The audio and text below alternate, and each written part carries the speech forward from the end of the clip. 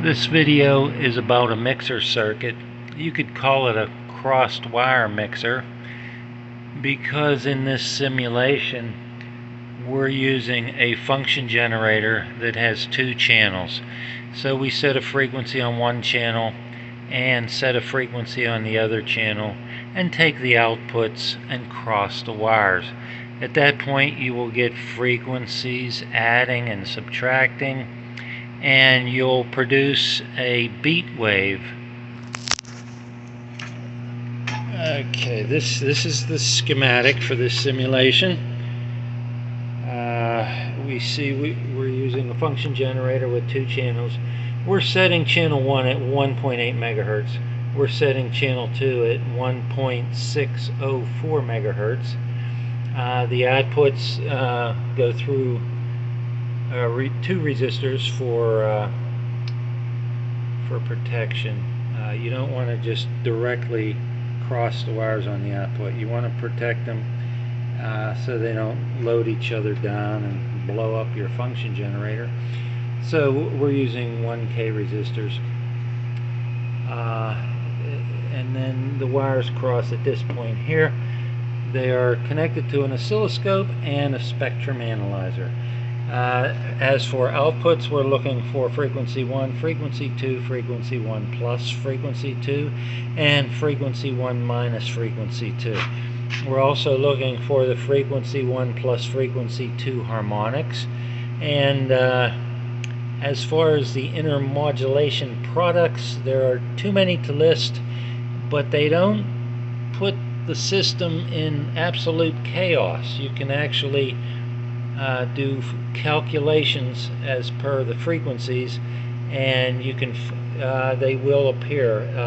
The math does work with this simulation. I'd like to point out that we're using sine waves, ramp waves, and square waves. If we use just sine waves on this simulation, we would miss a lot of the harmonics. You need some square waves to generate the harmonics. This is the function generator, and you can see channel 1 is set at 1.8 megahertz. I'm going to change it to channel 2. Channel 2 is set to 1.604 megahertz. You'll notice when we start the simulation, we're running a ramp wave on channel 2. I'll switch back to channel 1. We're running a square wave on channel 1. And here's the connectors. There's your two resistors. And we'll come over here to our spectrum analyzer, and we actually have the frequency set at about 1.8 megahertz, and we have the actual cursor there. That little triangle up there is our cursor. It's set at the top of the second spike here, and that is reading 1.8 megahertz exactly. Let's we'll bring the cursor down to this other ramp and read the frequency. See what that is. Okay, the cursor's at the top of the second spike, and that's exactly 1.604 megahertz. So both of these frequencies are represented. Let's look for our next frequency. If these two frequencies do add, we should have a spike at 3.404 megahertz. Okay, let me adjust the frequency.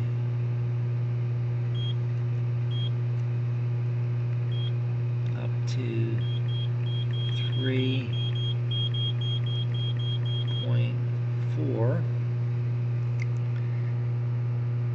There is 3.404 megahertz. It just found itself there. Here's your cursor right on top of that, and this reads out your frequency, the cursor frequency. So it's reading 3.404 megahertz. Now let's look at a harmonic. Let's try the fifth harmonic of 3.404 megahertz.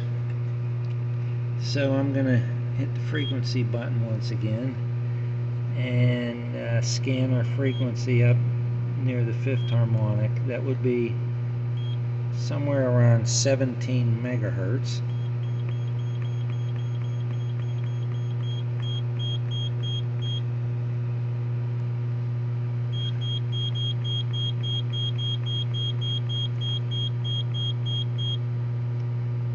There's 17.1 megahertz, and here's what we have on the screen.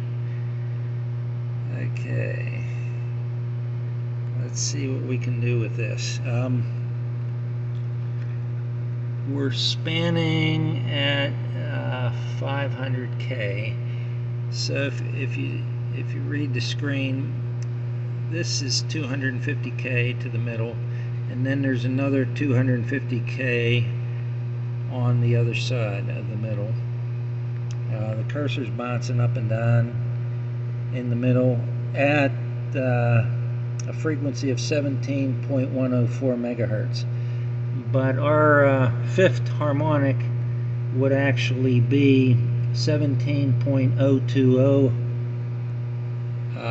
hertz, and so that's our prediction, that's our calculation. Let's see if we can find it on the screen. I'm going to hit the cursor button, and I'm going to run the cursor down. Here's a spike here. Let's see what that one is. Well, we're at the top of that spike, and the frequency is reading 17.020 megahertz. So we actually found that as a genuine spike. So that frequency does exist as the fifth harmonic of our fundamental frequency, which is the addition of the mix, 3.404 megahertz. Okay. Now, the last frequency we would like to scan for is, we have a calculation that says that on the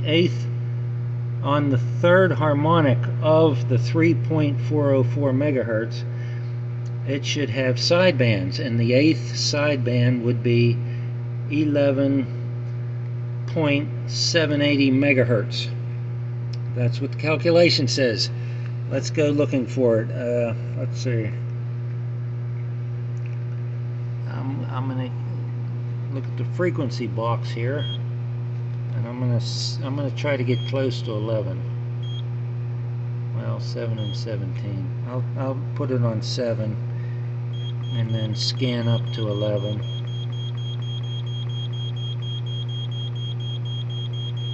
Come on. 11.7. Okay, there's 11.7 with a span of 500K. And here's what the screen looks like.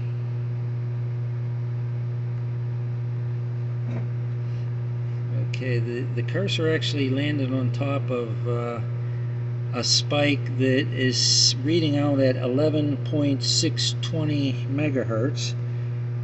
I'm going to turn the cursor on, and I'm going to just watch the frequency number, and whenever it gets to 11.780, we're going to see where we land. Whoop, there it is. 11.780. We landed smack on top of a spike. So we actually do have the what would that be? That would be the eighth sideband of the third harmonic of our mix fundamental.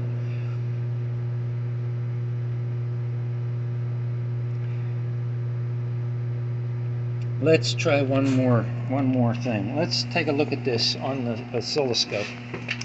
Here we are back at the oscilloscope. Let me just adjust the triggering to make that actually appear the way it should be, which is a beat wave.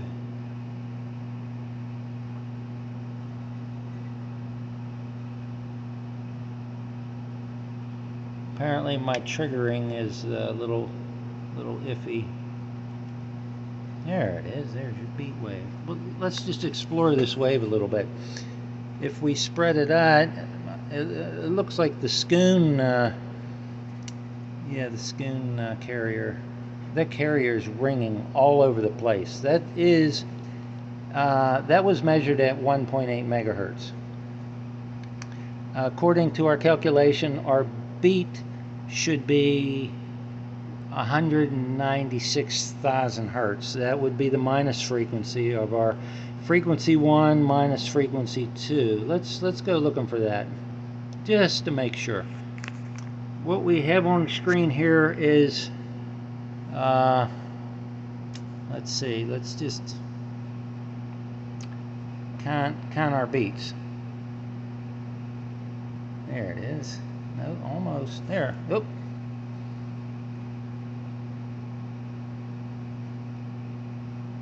There it is. Okay, we've got 1, 2, 3, 4, 5, 6 beats, and we'll move that up out of the way, and we'll just turn on channel 2. There's a waveform on channel 2. Notice it has six humps represented. So this would be the same frequency as the beat that we saw, because it has the same amount of rises, namely 6. And this channel 2 frequency is being inputted by this function generator, which is set at 196,000 hertz. And there's the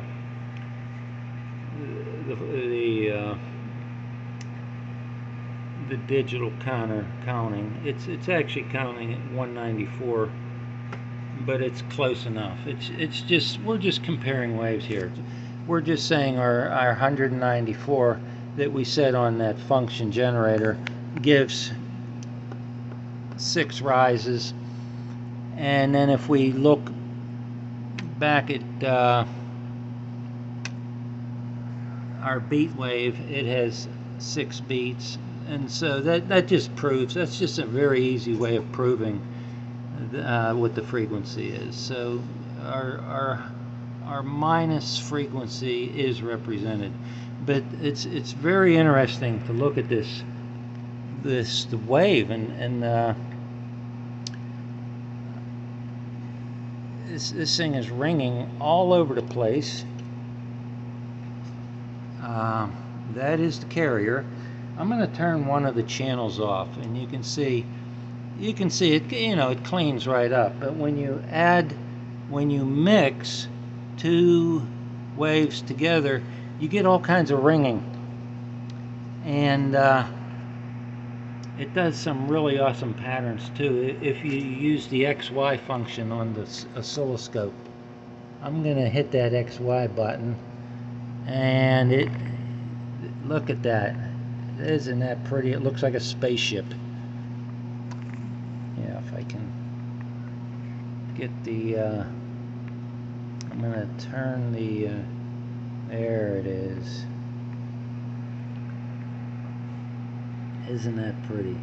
That's the XY function, looking at both frequencies mixed together. That is that's special right there. That's so pretty. Now I'm going to turn, just to play around with it, I'm going to turn one of the frequencies from a square wave to a ramp wave, and you get a different design, a different effect. But let's spread it out. If you spread it out, you'll notice that inside the XY frequency, that The ringing, you can see the ringing. It looks like tiny little, oh my goodness, isn't that pretty? It looks like some crazy some micron waveforms in there. It's just all these crazy waves adding up. I'm gonna scan back out. Whoa, that's scanned in. And that is, I'm going to take the XY function back off. This is the carrier, and look at how that's ringing. Now I'm going to come back to our, there is our beat wave once again. And you'll notice that it is ringing. It's not, pure sine wave, but it's very interesting. And that's the end of my video. Have a great day.